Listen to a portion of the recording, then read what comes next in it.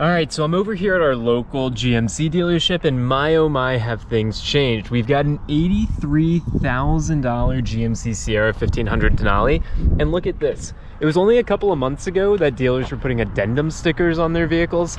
Now, Pops, you're not gonna believe it. Look at this sticker.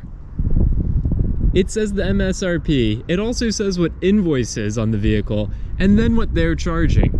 Oh my, it seems as if it's that they're just discounting right off the top. You don't even have to ask. This is the market reset, man. We've done videos on this. It's gone from a seller's market to a buyer's market. I was shocked, Dad. There's more footage that we'll show in just a moment here. But when I was out on this dealer's lot looking at all the trucks and I saw these yellow stickers, immediately the worst case scenario went through my head. Addendum labels like you and I saw all summer long.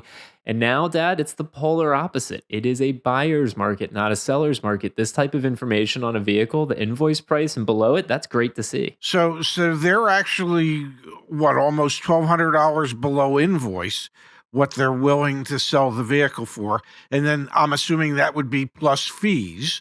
And let's assume for a second that fees are the doc fee, tax, title, and license fees. And knowing the dealership that you're at, that they typically don't play games with any additional dealer add-ons. All right, Pop, so I came over to this Hyundai dealership owned by the same group. We've got a nearly $55,000 Palisade calligraphy, and they're doing the same thing, man. Like, things have changed, times have changed.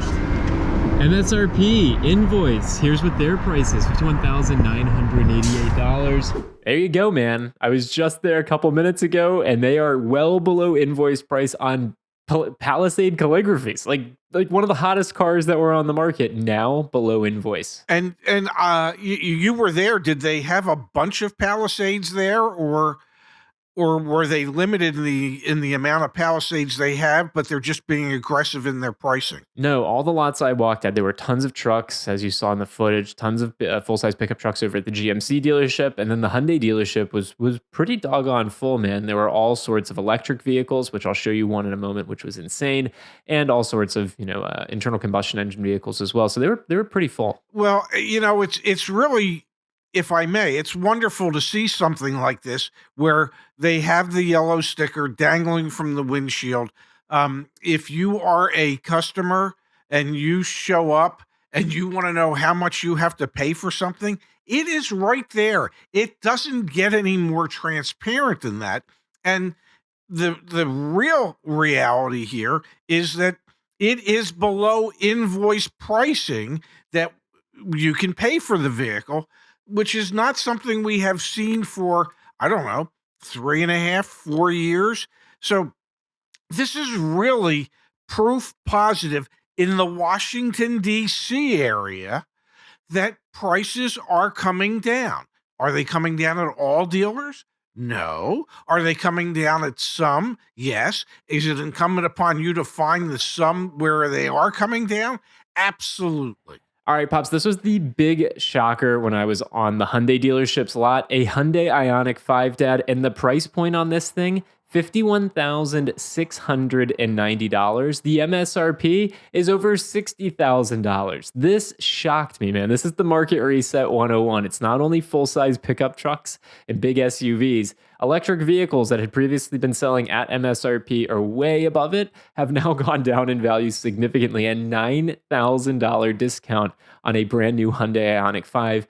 And as you can see in the footage, man, a lot of bird poop on this one as well. It's been sitting there for a while. Yes, but the wonderful thing is that this is just proof positive of the market reset, of dealers being more aggressive, knowing they have to be more aggressive today than they have been in the past, and that only bodes well for consumers out there. Now, I know a lot of people are going to say, well, they're going to have to knock another $10,000 up.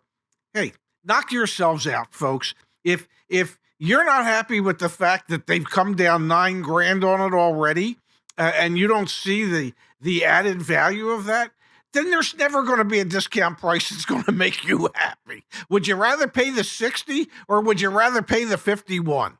And hey, People have a great point. We've been doing a lot of research on how MSRPs have become inflated. So, for example, Hyundai Kia, one of the, Hyundai, the dealership I was at, MSRPs at Hyundai Kia have gone up over 50% or nearly 50% in the past 5 years. You've got a great point, a great argument to say, hey, the MSRPs have gone up like crazy. And still, people were buying them as the MSRPs were going up and dealer addendum stickers were being placed on these vehicles.